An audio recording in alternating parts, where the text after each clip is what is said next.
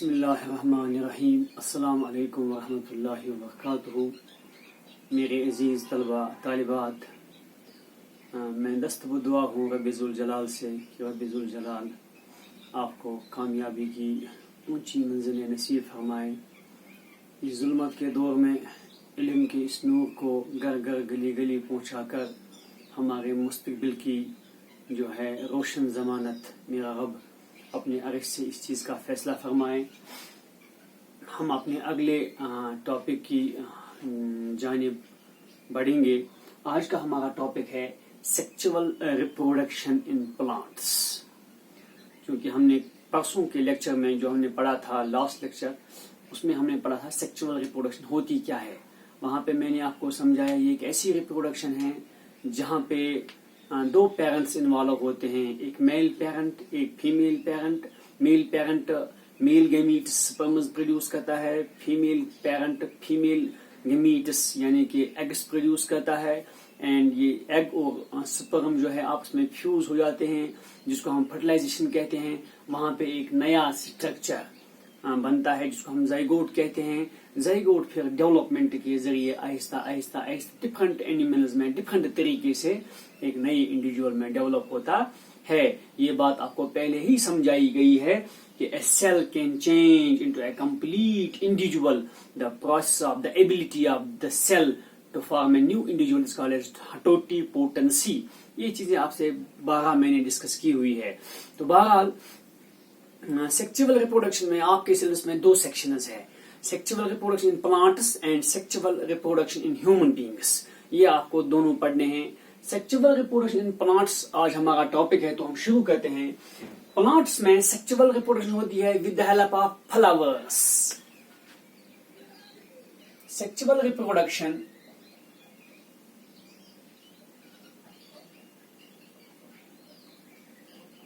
in plants occurs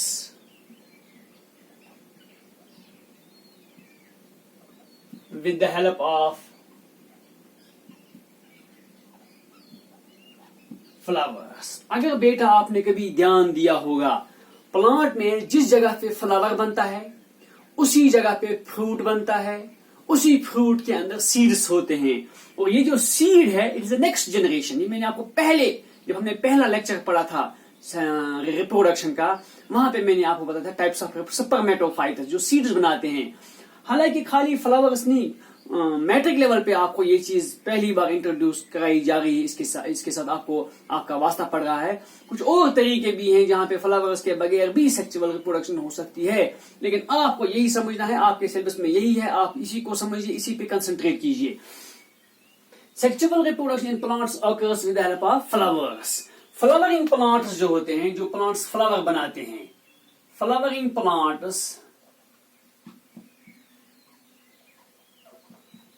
plants are called as, इनको हम कहते हैं बेटा एंजियोस्पर्म्स। प्लांट्स के जो ग्रुप्स है उसके बहुत सारे ग्रुप्स है।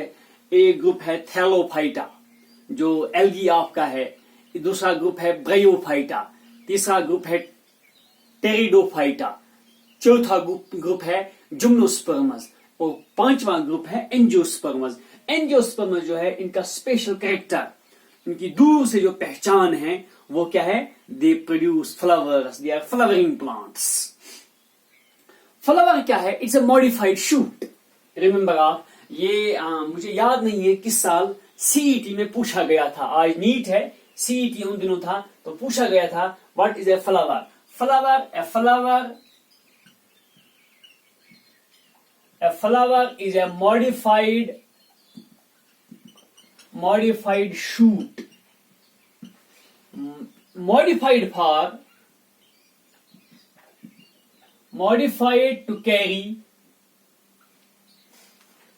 sexual reproduction, modified to carry sexual reproduction in plants। या आप लिख सकते हैं इन एंजियोस्पर्म्स या इन फ्लावरिंग प्लांट्स।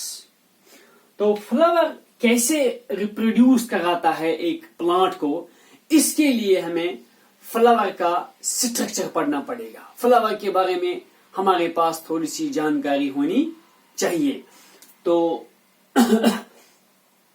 हम सीधे डायरेक्टली जाएंगे स्ट्रक्चर ऑफ फ्लावर पे। ये आप लिख लेंगे अपने रफ पे, अपनी कॉपी पे पहले, उसके बाद जो है मैं आपसे फिर रूबरू होऊंगा। आप देख लीजिए यहाँ पे फ्लावर जिस शूट पे चढ़ता है उसका जो टिप होता है वो स्वोलन हो जाता है। यहां पे मैं बनाऊंगा इसका स्ट्रक्चर, वो टिप थोड़ा स्वोलन हो जाता है, इसको हम कहते हैं रिसेप्टेकल।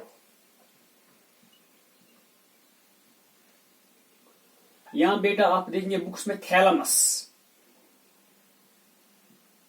ये स्वोलन टिप हो जाता है प्लांट्स में इस जगह पे जहां पे उसको फ्लावर बनाना हो।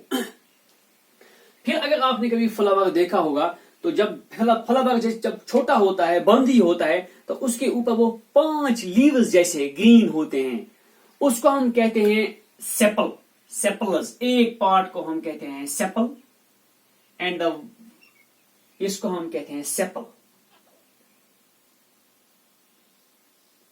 इंडिविजुअल यूनिट को हम कहते हैं सेपल। पूरी जो है ये whorl of sepals, it is called as calyx. Sepals की पूरी वर्ल है, इट्स कॉल्ड एज कैलेक्स। इसके ऊपर बेटा प्लांट्स में होता है एक फ्लावर में कलर्ड वर्ल होती है, थर्ड वन, जिनको आप कहते हैं पेटल्स। और एक को हम कहते हैं पेटल, पूरी वर्ल को हम कहते हैं करोला। ये हो गया कैलेकस, ये हो गया करोला दूसरा, तीसरा हो गया ये थैलमस जहां पे ये चढ़ते हैं, जो मॉडिफाई होता है इन चीज को प्रोड्यूस करने, इन चीजों को प्रोड्यूस करने के लिए, इन ऑर्गन्स को प्रोड्यूस करने के लिए। फिर इन पेटल्स के अंदर जो जगह खाली रहती है थैलमस की, वहां पे छोटे छोटे फिलामेंट लाइक स्ट्रक्चर्स पैदा हो जाते हैं। आप अपने बगीचे में जाइए, वहां से फ्लावर निकाल के लाइए और खुद इस चीज का आप प्रैक्टिकली मुशाहिदा कर सकते हैं अपने घर में बैठकर।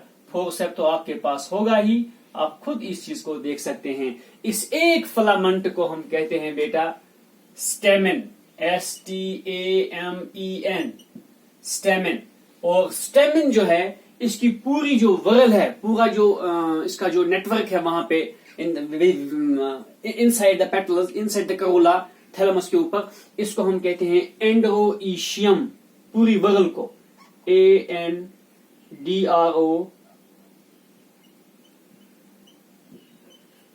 एंड्रोइशियम। और बीच में एक सुराही जैसी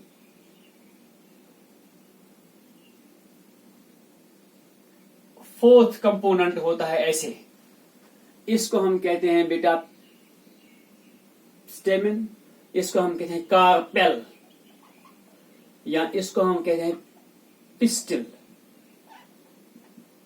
और पूरा नेटवर्क जो इसका पिस्टल का है, पूरी वर्ल जो इसकी पिस्टल की जो है, इसको हम कहते हैं गाइनोइशियम। यानी कि हम कह सकते हैं कि एक शूट मॉडिफाई होता है, जहां पे मॉडिफाई होना होता है वहां पे ये स्वोलन हो जाता है, उसको हम थैलमस कहते हैं, रिसेप्टेकल कहते हैं।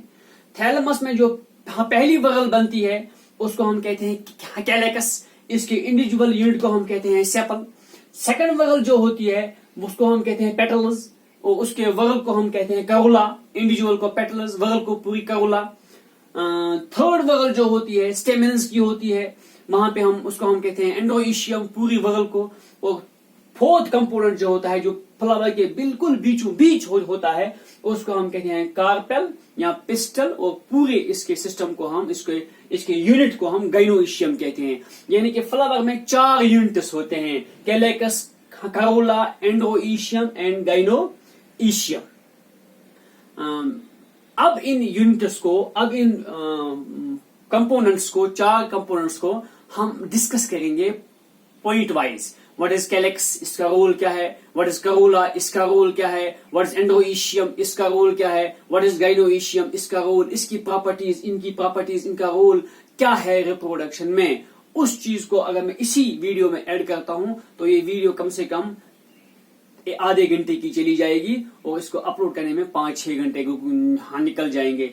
इसलिए मैं इस चीज को यहां ही स्टॉप करता हूं और जो चीज हमें डिस्कस करनी है, ये 4 वर्ल्स, उनको अगले लेक्चर में आपके सामने लाऊंगा मैं। तब तक आप इस फ्लावर के स्ट्रक्चर को ड्रा कीजिए और इन वर्ल्स को वहां पे नोटिफाई कीजिए, वहां पे लेबल डायग्राम आप फ्लावर की बनाइए अपनी बुक से, आप या ऑनलाइन आप फ्लावर्स की जो है डायग्राम डाउनलोड करके अपनी कॉपी पे बनाइए, जब तक मैं इसके कंपोनेंट्स की प्रॉपर्टीज, उनका फंक्शन आपके सामने लेके आऊंगा। अस्सलाम वालेकुम व रहमतुल्लाहि व बरकातहू।